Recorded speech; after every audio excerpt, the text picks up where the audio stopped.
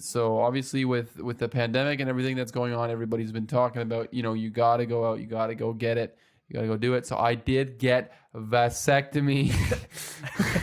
No, vaccination. What? Oh. What? Wait. What do you mean? Hang on. Vasectomy, right?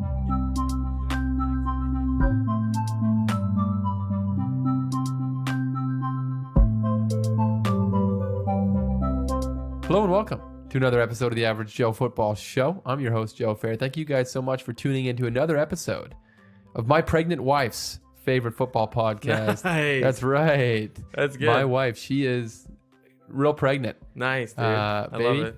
if you're listening to this, I've never called you baby before, but this is the first time. This is the first time for everything. Yeah, it's getting real down to the nitty gritty here. You got less than a month or a month. I think just over. I think it's like 5 weeks. Wow. May 9th. Yeah, it's really It's coming down to the wire. Yeah, it really is. It's like fourth quarter, you know. Dude, literally, it's crunch 5 time right now. It's crazy. I'm feeling more and more bad for my wife because she is just. I mean, she's really. You realize like pregnancy is a real thing. It really does a number on somebody's body. Like just. I don't know. That's a big person in there. You know that some women actually strive and they want to have kids? Yeah. That's crazy. That's crazy to me. The fact that you would ever want to have that ever. It seems that's like the scariest thing in the whole world. No, it is truly a gift, though. It's ridiculous. That's just absurd. It's amazing. Before we get too deep into this is the Average Joe Football Show. We always forget to intro that. Get right into it. We talk about football. We talk about pregnancy, all that stuff. I'm joined, obviously, by my illustrious producer, Joe Thiessen. We're talking pregnancy. I mean, I'm going to be a father very soon for the first time. Mm-hmm. And like I said, it's fourth quarter. It's crunch time. I'm feeling more and more bad for my wife. Her pregnancy has been really, really good so far. Well, that's good. And like no morning sickness, like really good. But I think now it's getting to the point where it's like, we're just ready to, and especially she is ready to get this thing out of me, man. It's like, can't they just like do it already? Yeah. You know what I mean? Just like it's been cooking in there for long enough. It's probably done. You don't want to go too long. Yeah. I don't know. It's the things that you never think about before you're like married, before you're having a kid, how insane pregnancy really is. Yeah. It's like an absurd, crazy thing. Mm-hmm. Like when you can put your hand on your wife's belly and you can feel the baby genuinely kick your hand, like to the point where like your hand is lifting up off the belly, is insane. Yikes! Like that's a human in there. Yeah, it's crazy. Yours. Yeah, and you made it. I think. Yeah, I think so as well. It is. It's a whole nother world, man. Oh yeah, it's truly a miracle. I love it. I love babies. Yeah, babies, man. We're gonna cry on this podcast. I think so too.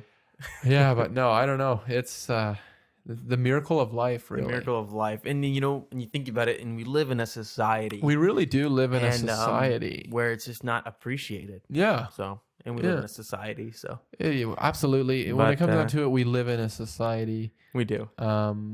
Listen, if you're living in a society, you're listening to this episode. We have a real good episode for you guys today. I'm going to be diving into the top 10 of the NFL draft. We were going to do a new segment today, but I kind of went really long on what I was talking about. So I think we're going to wait.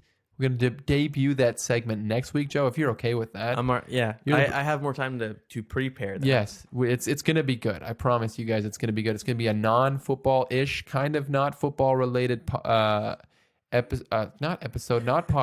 segment is what it's going to be. But we're gonna jump into some news. We're gonna jump into like I said, the top 10 of the draft, which is going to be a crazy time, I think, in the 2020 NFL draft. We're coming up on, I think, 3 weeks now up until the draft comes up. So we haven't talked a whole lot of draft up to this point, but we're going to get real deep into it the next few weeks. And in the next few weeks, not only is the draft coming up, my baby's coming, big things happening. It's crazy.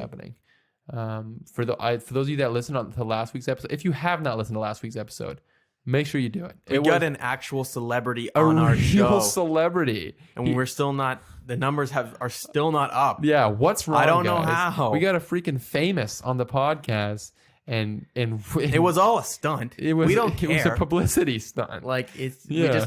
we did that so we could get some clout We did it for the clout. and for not. And honestly, we've got a little doubt at this Yeah, point. I think so too. We need a little help from you guys. No, but please go back and listen to our episode with football writer Jeremy Klump. Really fun episode. Gave me an hour of his time. We're just talking. He's saying he told me, he talked my ears off. I appreciated it. It was a really great time. Talked draft, talked the trades that went down last week. Talked Dolphins, Niners, Eagles, all that good stuff. If you have not listened to that episode, I would highly encourage it. But without further ado, Joe, unless you have anything else you want to talk about, No, I'm all ears. why don't we just jump straight into the news?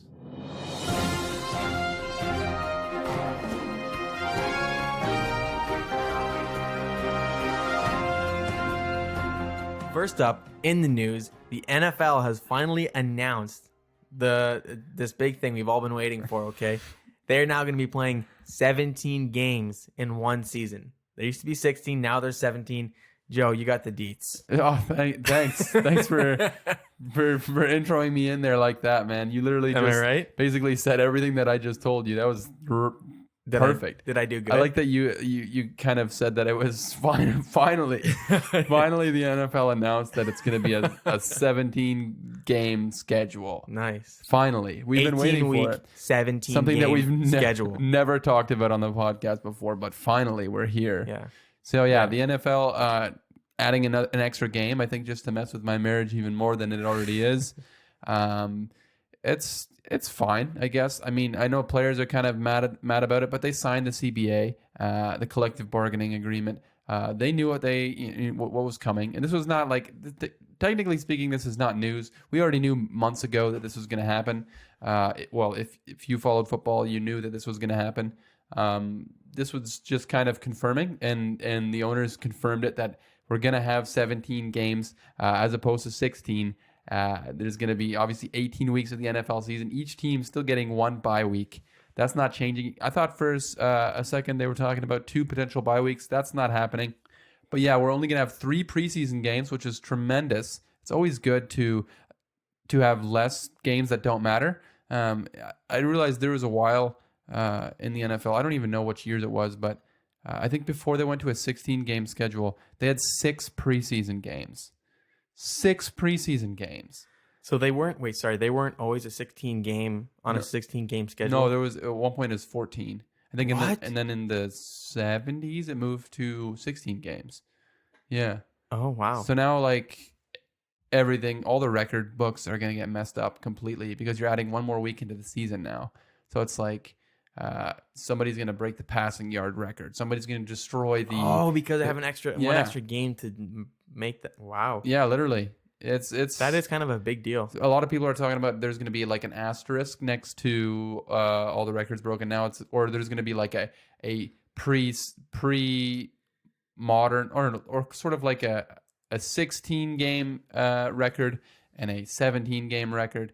But I don't know. It just gets into real messy territory there. I don't know. I wasn't paying attention to anything you just said. Fantastic. But why are they making it 17 games now? Money. Oh, just money. Yeah, pretty much money. Most of the things that companies like the NFL, the NBA, giant billion-dollar corporations like that, most of it is money related. And they also recently signed a huge TV deal worth like, oh my goodness, I don't even know how much it is, billions and billions of dollars. Wow. For like I think 20 years, a TV deal with like multiple different stations, and it's just all money. In the NFL, if there's one thing that Roger Goodell, the current commissioner of the NFL, is very good at, it's making money. Mm. The NFL makes almost as much money as we make on this podcast. Let me look but pale in comparison if you think about it. Exactly. If you really dive deep into, If you look deep into the old checkbooks, into the numbers, into the records. Yeah. So the NFL, I'm just trying to look up NFL revenue, how much they make in one year. So it looks like in 2019, this was likely before COVID. So this was before COVID. US dollars in billions. So $15.26 billion US was their revenue. US dollars. That's like 40 billion Canadian dollars. 100,000 billion Canadian dollars. For those of you Canadian listeners listening who don't actually know that. 100 billion million. 100 million. That's a lot of money. Yeah, so essentially, the NFL might say that it's for the fan. It's for money, which is fine. Having an extra game, it's cool. And that's what It's I don't fine. like. Like they're saying, oh, it's for the fans, but really it's for the money. Like, don't piss on my back and tell me it's raining. That's what. You know what I mean? Exactly, Joe. Give it to me straight. Yeah, come Okay? on, Roger.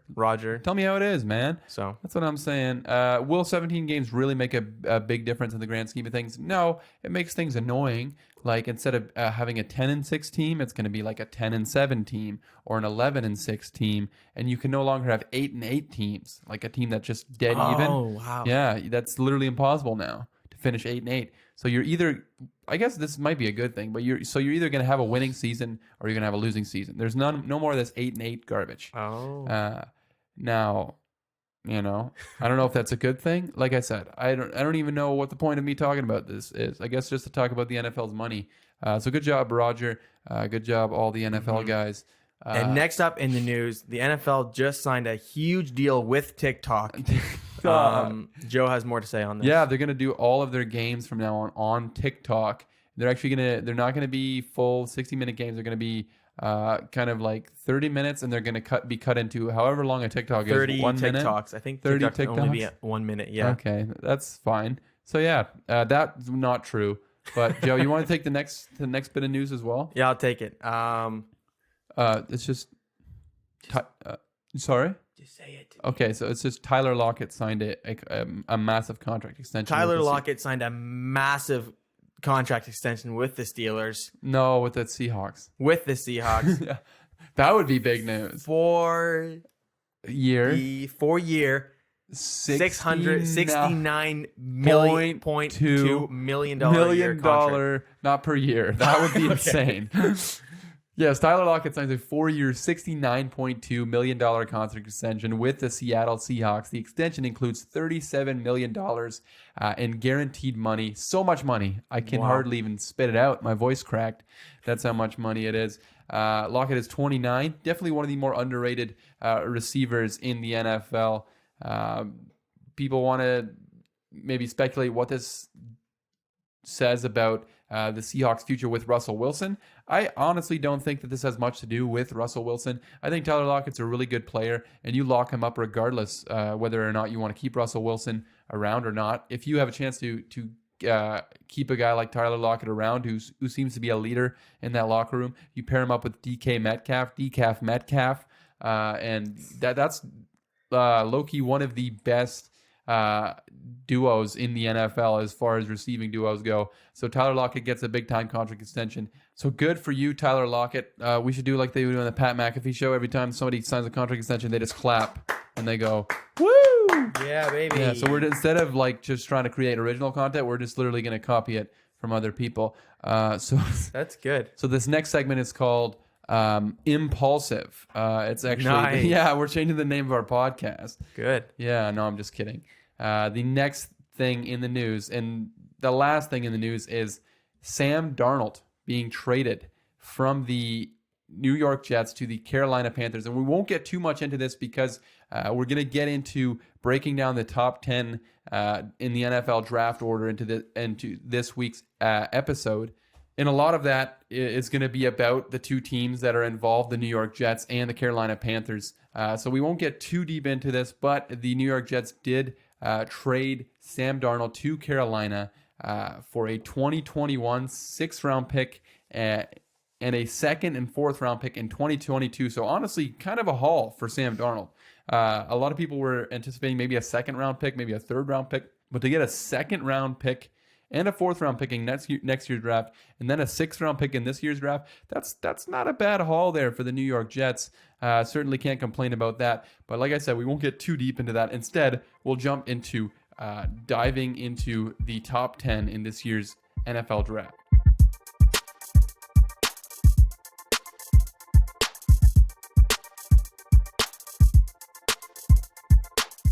So with the draft being just 24 days, I think, as of recording this on Monday evening here, I think the draft is 20. Yeah, it's the 5th. The draft is on the 29th. 24 days. I guess now 23. This day is basically over. 23 days away from the 2020 NFL draft. This is definitely one of the more intriguing drafts we've had in a while, and I think we probably say that every year. But I think just the fact of the quarterbacks in this draft and the fact that there could be 5 quarterbacks potentially taken in the top 10 makes this draft so intriguing. And I honestly think the top 10 of this year's draft will be crazy. Like I said, there's a potential 5 quarterbacks could get taken. There's going to be a ton of really, really talented players falling down the board because of all the quarterback talent in this draft, because all the quarterback needy teams in this draft, whether it's a team that's currently in the top 10, a team that's traded up into the top 10, a team that's going to trade up into the top 10, I think there's going to be a lot of action within that top 10. So that's kind of why I want to dive into the top 10 picks in this year's draft. I think it's so fascinating. So why don't we just jump into the first? The first pick is probably the least interesting of these 10 picks. The Jacksonville Jaguars obviously have the first pick in the draft. We've known that for quite some time, and we've also known for quite some time the Jacksonville Jaguars, Joe, are going to be selecting. What? Pardon? I wasn't paying attention. Oh, the Jacksonville Jaguars. Who are they picking first overall? Deshaun Watson. No. Okay. All right. That's going to be Trevor Lawrence. Oh, shoot. Yeah, Trevor Lawrence. Okay. Thanks. You can go back to doing what you're doing. Thank you. Trevor Lawrence is going to be the first pick in the draft. No matter what anybody tells you, if somebody tries to convince you otherwise, they're just trying to stir the pot. They're just trying to get clicks on their articles or whatever. Trevor Lawrence is going to be the number 1 pick in this draft. Urban Meyer has made that very, very clear. Even had an interview with Peter King this last week. I think it was last week. And Peter King flat out asked him, are you guys selecting Trevor Lawrence? And he says, that's the direction we're moving in, which obviously means they're picking him. The NFL tries to do a decent job of not revealing who the number 1 pick is, even when it's completely flat out obvious who the number 1 pick will be. Like in this case with Trevor Lawrence, we've known for quite some time it's going to be Trevor Lawrence. Urban Meyer is in Jacksonville to coach Trevor Lawrence. We've known that since the second that he took the job. So this is the draft technically starts with the Jacksonville Jaguars, but it really does not start until later on in the draft. Then we move on to the second pick in the draft, and the New York Jets have the second pick. And there's been a lot of speculation about the number 2 pick in the draft. Early on during the season, it really seemed like Justin Fields was going to be that second quarterback taken. And it was always Trevor Lawrence, Justin Fields were kind of 1 and 2, just like they've been really their entire career, whether it's high school, college. It was always Trevor Lawrence and Justin Fields. But then the BYU kid, Zach Wilson, goes out and has a tremendous year with the Brigham Young University Cougars, the Mormons. I found an interesting thing. Joe, I don't know if you know who Johnny Manziel is. Probably not. You don't know who Johnny Manziel. From the yes, I do know who Johnny Manziel is. You do? Okay. So he was an NFL player. Yeah. Very highly touted. They call him Johnny Football. He was just really big. Essentially, just like a big time celebrity. His name was Johnny Football. But basically, Zach Wilson, I don't know why I found this, but before this NFL season, Zach Wilson goes to BYU. BYU is in Utah. Utah is full of Mormons. Mormons, yes, exactly right. And so people called him the Mormon Manziel. Yeah. And the funny thing is, I don't even think that he's a Mormon. So yeah. That's funny. So yeah, I don't really have much more to say about that. Okay. But the Mormon Manziel had himself a killer season. His pro day was insane. He was making throws all over the field. And you can say what you want about it being a pro day. I mean, there was some really impressive throws. If you have not yet watched Zach Wilson's pro day, I would very much recommend it. It's really funny to hear guys like Daniel Jeremiah just like ooh and ah over over the things that this prospect is able to do. And it really seems like the consensus right now in the NFL is that Zach Wilson will be that number 2 pick. Last week, on last week's episode, Jeremy Klump obviously joined us, and we talked a little bit about what we thought would go on here with that number 2 pick. And he made an interesting point about the Philadelphia Eagles. They were allegedly trying to trade up to number 3 and potentially number 2 to try to get up and trade for Zach Wilson. And Jeremy kind of made the point that if Philadelphia was trying to trade up for Zach Wilson, do they maybe, because of that Joe Douglas Philadelphia connection, do they maybe know that Joe Douglas is not going to take Zach Wilson? Do they maybe know that Zach Wilson is going to be available at that number 2 slot? That's definitely an interesting opinion, and I'm definitely not as confident with Zach Wilson going number 2 as I am, say, Trevor Lawrence going number 1. If I had to bet money on it, first of all, I wouldn't. But if I had to, I would say Zach Wilson probably will be the pick. And I would say the argument against potentially what Jeremy had said last week is maybe Philadelphia, in trying to trade up for that number 3 pick or number 2 pick, they realize, hey, the Jets are all in on Zach Wilson. It's not going to work. So why don't we just trade back to 12? And that's why they traded with Miami to move back to the 12 spot. So for me, and obviously it's going to be a quarterback, and we know that for sure. I think we knew that for a while. The Sam Darnold trade definitely solidified that. There was always this little thing, I think, in the back of everybody's mind, and this little thing that a lot of people, still were talking about on ESPN or on different podcasts, and it was, the Jets potentially maybe trading out at number 2 or selecting somebody else, maybe Kyle Pitts with that 2nd pick. But I think obviously this Sam Darnold trade to Carolina completely locks in the fact that this is going to be a quarterback. It's most likely going to be Zach Wilson. So now we're going to have quarterback go 1 and 2, and then we move over to the number 3 pick. And this is another basically lock it in quarterback. Obviously, San Francisco, we talked last week on last week's episode, traded up to the number 3 pick with the Miami Dolphins, and they are all in on somebody, all in on some quarterback. And the consensus seems to be that it's Mac Jones. We didn't really get into this too much on last week's episode because we didn't know that much on last week's episode. But the consensus, wow, that was very hard to say that word there for a little bit. Consensus? It goes like consensus? this. Consensus. Sorry, one more time. It goes like this. Consensus. It goes like this. Consensus. Okay. Very good. Please Thanks, continue. Joe. All right. The consensus seems to be that it's going to be Mac Jones. We had Chris Sims on the Pro Football Talk live podcast.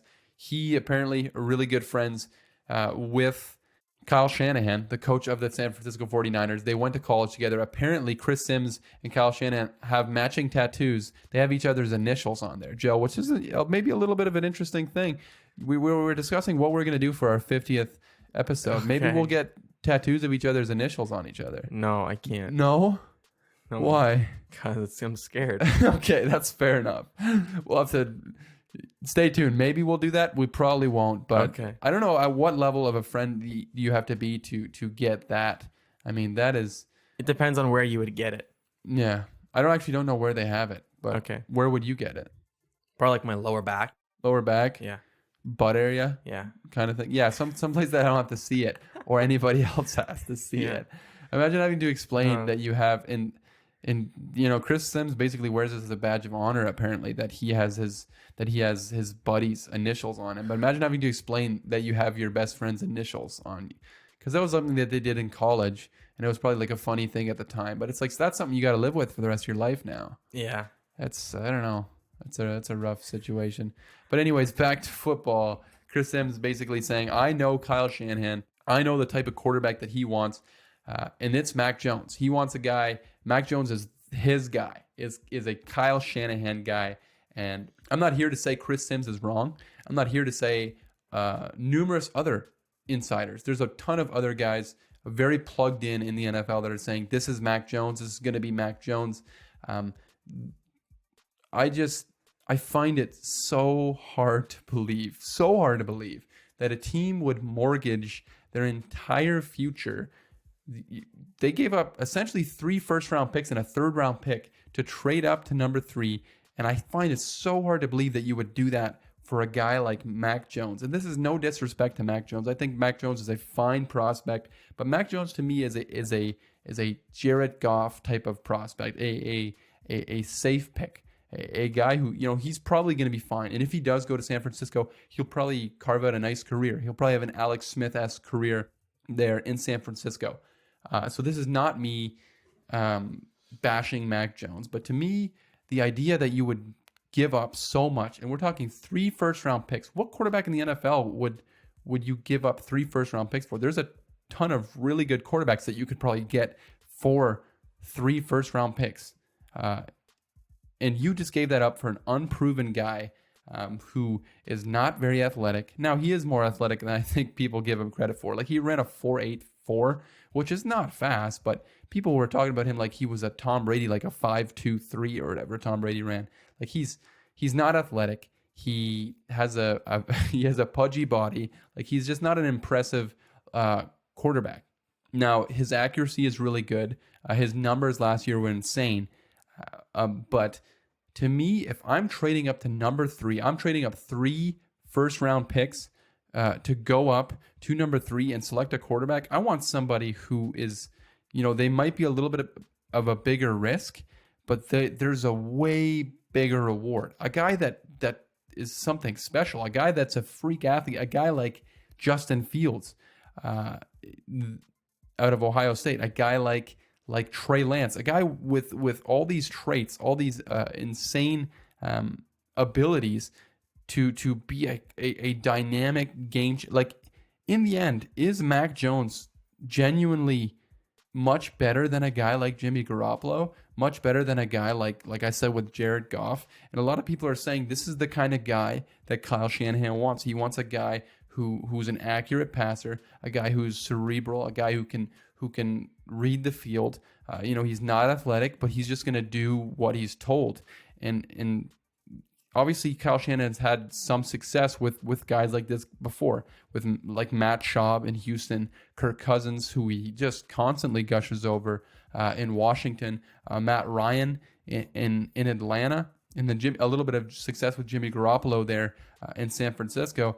And my biggest question is, what has happened in his tenures that would make him say, yep, absolutely, this is a foolproof plan to just go with the same type of guy? Like, what has a guy like Matt Schaub or a guy like Kirk Cousins or a guy like Matt Ryan genuinely done in this offense that is like, yep, that's it?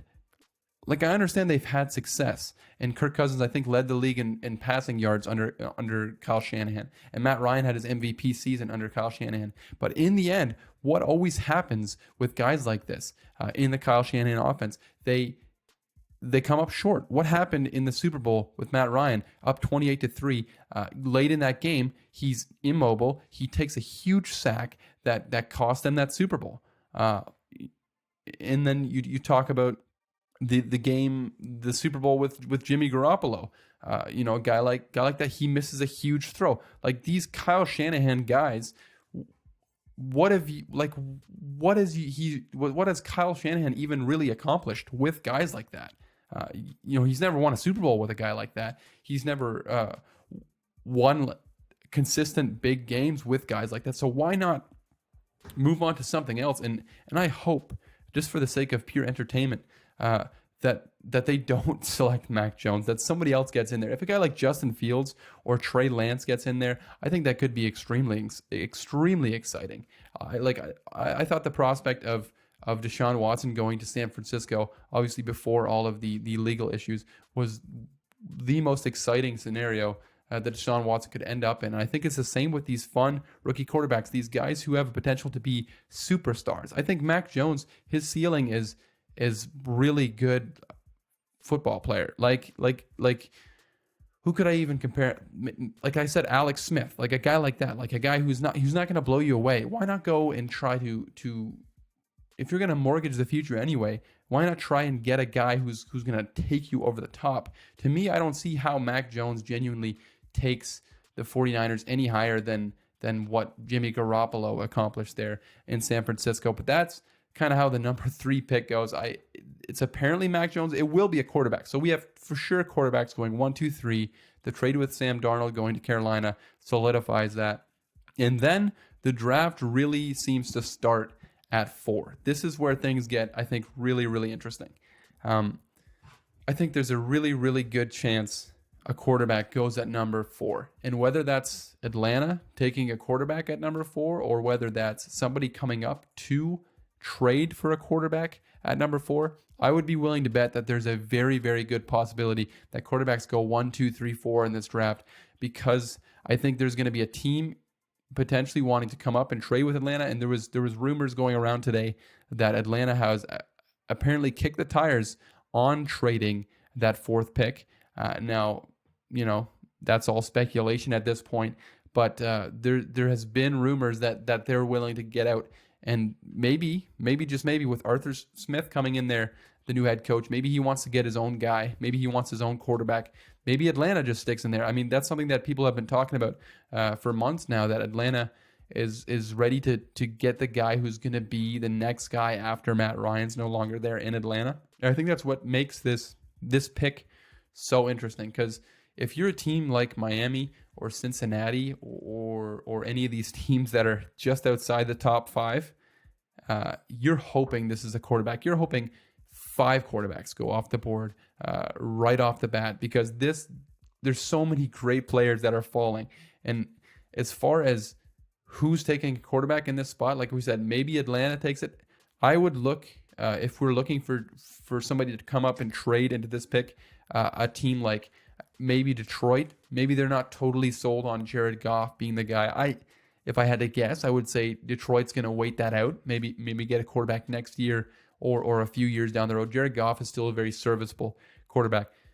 A team like Denver, now with Carolina taking Sam Darnold, that kind of eliminates them potentially. You never know, but I think it's pretty safe to say Carolina's out on that. They talked about being aggressive, and that was kind of my team that I thought would be the top candidate to come into this spot. We talked all off season long that they were going to be aggressive in getting a quarterback. They were going to be aggressive in pursuing Deshaun Watson. They aggressively pursued Matthew Stafford, all these guys, and now they got their guy in Sam Darnold. So that kind of maybe pushes them out of the question. Maybe a team like New England tries to trade up into this 4 spot. That's quite a ways to go from 15, I think they're at right now. Yeah, New England is at 15. And then an interesting scenario, I think, is every year, or maybe not every year, every few years, there seems to be a team that comes up out of nowhere. We don't expect them. And I think this is a spot where that could happen. We saw it when Kansas City traded up to 10, I believe, to select Patrick Mahomes. Nobody saw that coming. Kansas City trading up all the way to 10 to select Patrick Mahomes there with that pick. I'm curious if there's a team, and maybe this was already San Francisco being that surprise team that traded up, but I'm curious if there's another team that maybe we're not thinking of. And now with Carolina out of the question, maybe there's a team just outside the top 10 that's looking to trade up, and a team to keep an eye on. This is kind of something that I've been thinking about for a few weeks now, and I just have never said it on the podcast or anywhere. The Minnesota Vikings, they're an interesting team to me. And this is maybe just me wishing that this would happen, but what if they trade into the number 4 spot? They're at 14 right now, so they're one spot ahead of New England. What if Minnesota trades up into that 4th pick? To me, if I'm the Vikings and I see now Carolina out of the mix there at quarterback, I'm kicking the tires on this, because I don't know how much farther you can go with Kirk Cousins. Honestly, how much farther can you go with a guy like Kirk Cousins is, again, fine. He's a Jared Goff, Alex Smith type of quarterback. He's fine. He'll get the job done. But eventually, you got to get somebody who can do a little bit more. And with the talent that you have there on offense, Dalvin Cook, Adam Thielen, Justin Jefferson, imagine you bring in a generational talent like a Justin Fields, a Trey Lance. You bring in somebody like that. That would be extremely exciting. Regardless of what your defense is like, I think that would be explosive to add a dual threat quarterback like that into that offense. And I talked about during last year's draft, I wanted Minnesota to select Jalen Hurts in the second round last year. That never materialized. They stuck with Kirk Cousins. I think eventually Minnesota is going to have to address that quarterback position. So why not now in a draft where we could see 5 quarterbacks taken in the first round? Why not go up and get one of your guys? And I think that's the interesting thing about this 4 pick.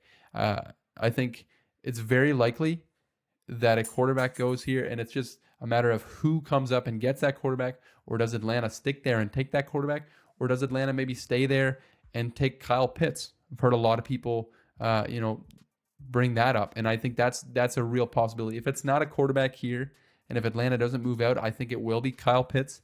But I think now that 1, 2, 3 are quarterback, I would not be shocked to see 4 also be a quarterback. On to the 5th pick in the draft, the Cincinnati Bengals sit there at number 5. A lot of potential things to happen here with the number 5th pick. Cincinnati has a lot of different, and it all depends how the first 4 picks go. If a quarterback goes 1, 2, 3, if quarterbacks go 1, 2, 3, 4, why not? If I'm Cincinnati, do I see if anybody's willing to come up in to that number 5 spot? And this is something we talked about last week with Jeremy. There's a potential if the quarterbacks go 1, 2, 3, 4. The Bengals look around and say, hey, and now maybe it's less likely with like we talked about Carolina trading for Sam Darnold. Is it possible that somebody trades up to number 5? We see quarterbacks go with first pick, second pick, third pick, fourth pick, and 5th pick. Cincinnati has all the power. If quarterbacks go 1, 2, 3, 4, this is where the draft starts. If a quarterback goes 4, we talked about maybe the draft starting at number 4. If a quarterback goes 4, the draft really starts with number 5. And if a quarterback goes 5, the draft really starts at number 6, and the Dolphins essentially have the number 1 pick in the draft. And that's kind of where Cincinnati sits right now. They essentially have the number 1 pick in the draft. They didn't need a quarterback. They never needed a quarterback. Joe Burrow's there. He's going to be, hopefully, if he can stay healthy, the guy there for years to come. So they don't need a quarterback. So really, this is where the draft really gets interesting. Cincinnati, there's been a lot of rumors. It seemed up until a few weeks ago, maybe 2 weeks ago, this was Penei Sewell. Penei Sewell, the tackle out of Oregon. This was going to be an offensive lineman. They were going to get Joe Burrow help. Joe Burrow was going to have some pass protection because he was running for his life all of last season. It seemed like that was the direction this was going. And then a couple weeks ago, there were some leaks that potentially Joe Burrow was trying to convince the Cincinnati front office, convince the Cincinnati ownership, convince the coaching staff to take his former LSU teammate Jamar Chase, the receiver out of LSU, the guy who sat out this whole year, by many accounts the number 1 receiver in this draft. There was a lot of rumors that Joe Burrow is trying to convince Cincinnati to go with Jamar Chase. Now, is this genuine rumors, or is this? I thought potentially this could be just smoke, potentially trying to say to teams, hey, we're not taking Penei Sewell here. We're not taking Rashawn Slater, the other tackle that everybody likes. We're not taking these guys. We're taking Jamar Chase, so you don't have to trade up to potentially 4 to grab one of those guys. Not to say that anybody will trade up to get a tackle at 4, but you never know. Everything is lies nowadays in the NFL. When it comes to the draft, you can never believe anything you hear. So when you hear so openly that the Bengals are considering Jamar Chase, you have to take a step back and kind of think, why is this being leaked? Why are we hearing this? Because a lot of organizations, they keep the actual picks that they want under wraps. Some organizations are better at it than others. But is there a reason that Cincinnati would leak this? And maybe it's to prevent anybody from coming up and grabbing a tackle, but also it makes sense. Joe Burrow, you can never, it never hurts to have more receiving talent around your young quarterback. So why not bring in Jamar Chase, who's an absolute freak? I mean, his pro day, another pro day that was insane. And so there's a lot of questions, I think, surrounding this number 5 pick. Will it be Penei Sewell? Will it be Jamar Chase? If quarterbacks go 1, 2, 3, 4, which I think is very likely, Does this potentially become another quarterback? Do we have quarterbacks going with the first 5 picks in the draft? Cincinnati, I think, has the ability to really shake things up, especially if it's all quarterbacks in front of them. And we move on to the 6th pick, and where it also stays interesting. This whole thing is interesting, obviously. Miami with the 6th pick, they obviously traded to 12, then traded back up to 6. And I think they obviously want somebody, or they want, say they have somebody in mind. Maybe it's more than one guy. Maybe it's one specific guy that they think is going to drop to 6. There's no reason for them to trade back into 6 if they didn't have one or multiple guys that they really intended on picking with this pick right here. And a lot of people are saying, Miami could be not done making moves. I would lean towards them being done unless something crazy happens and they get some sort of offer for another team to come up and get a quarterback. Say quarterbacks don't go with the first 4 picks or the first 5 picks and a guy starts to slip. Maybe a team like Denver at 9 or a team like Detroit at 7 says to Miami, hey, we'll give you an extra first round pick to move up. Maybe that happens, but if I had to guess, if I had to bet money, I would say Miami traded back up to 6 because they have a specific person in mind, or they have a few specific players that they did not want to miss out on. And if you're looking at the quarterbacks going 1 to 4, a ton of quarterbacks going in front of them, there's going to be a ton of good players left. There's going to be Kyle Pitts potentially still on the board if he doesn't go to Atlanta or Cincinnati. Jamar Chase potentially. Devontae Smith. One of these guys, Jalen Waddle, they're going to be on the board. The Dolphins, I'm convinced, are taking a pass catcher here. And I don't think that's anything surprising. I think if you watch the NFL, that's kind of the direction that this is going. The Dolphins need to do everything they can to surround Tua with talent, receiving talent. And it's just a matter of who falls to them. A potential disaster scenario, and this is still really not all that bad, which tells you how good of a situation the Dolphins are in right now. But the potential disaster scenario is Kyle Pitts goes 4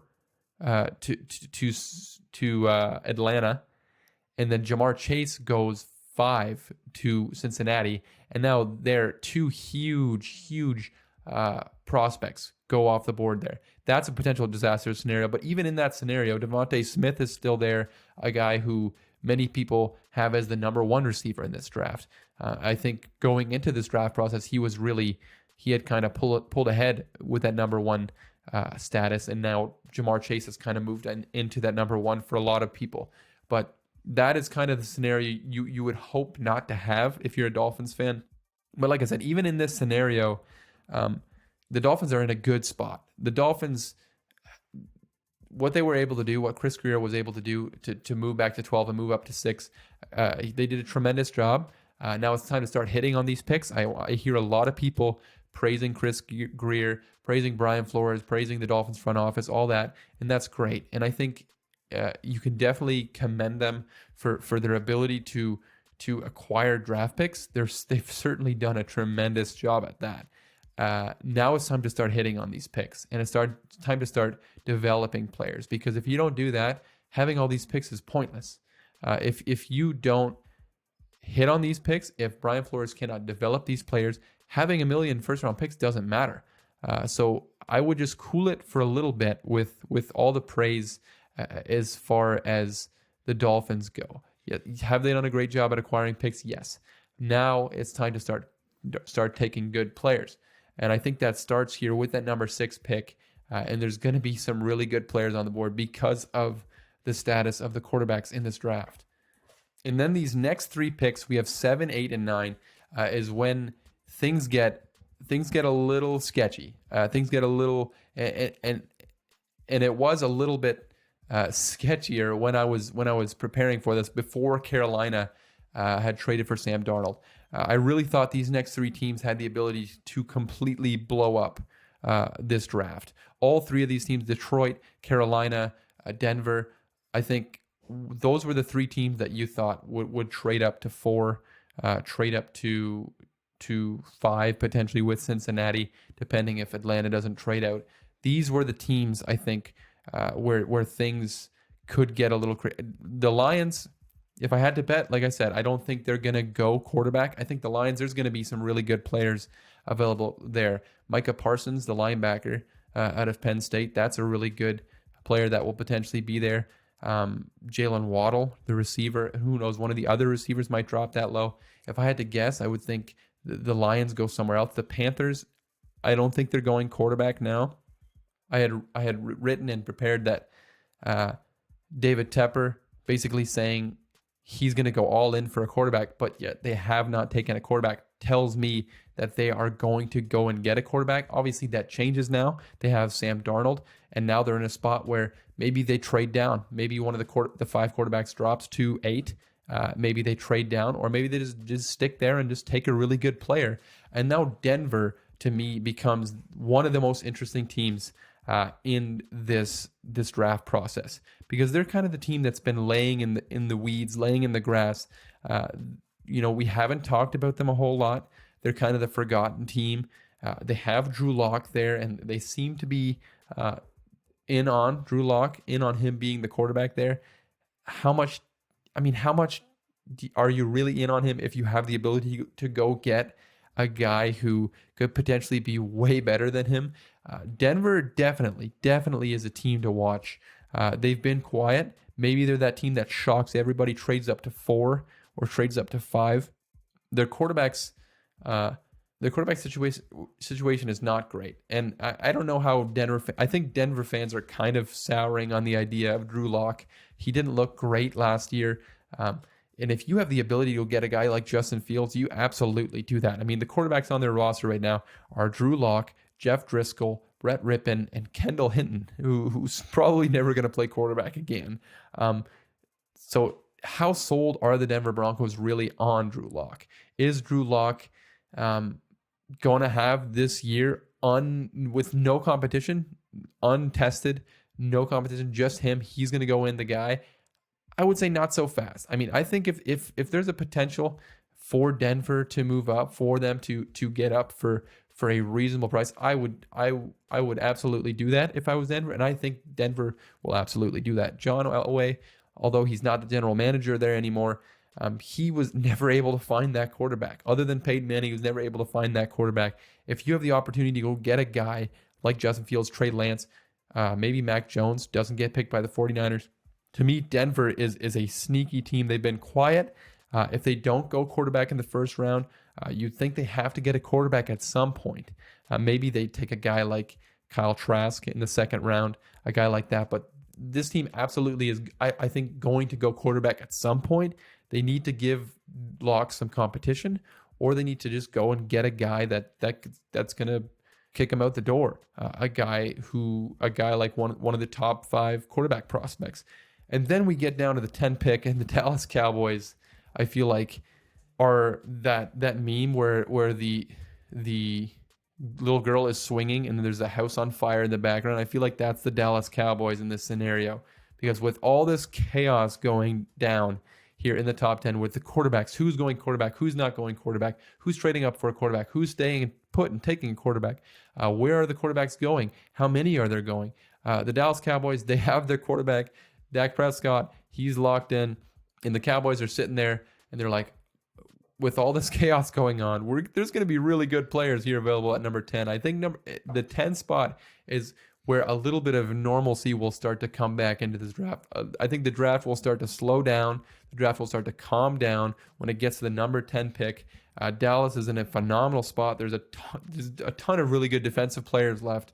Guys like Patrick Surtain, the cornerback out of Alabama, the edge rushers out of Miami, Gregory Rousseau, Jalen Phillips, maybe Penei Sewell, Rashawn Slater. They could bolster that offensive line that's not as good as it used to be. So to me, Dallas kind of wraps up the top 10 in the 2020 NFL draft with sort of a calming presence, because I think that's kind of when things start to calm down, things start to kind of relax. All the quarterback chaos will be settled, I think, by then. Who knows? Maybe a quarterback falls out of the top 10, and then we have all new levels of chaos. But I think Dallas is in a really good spot, and a lot of these teams are in really good. Basically, if you don't need a quarterback and you're in the top 10 to 15 range, you're loving the way this is going, and you want as many quarterbacks to go as possible. But that wraps up us diving into the top 10 in this draft. It's going to be a crazy draft.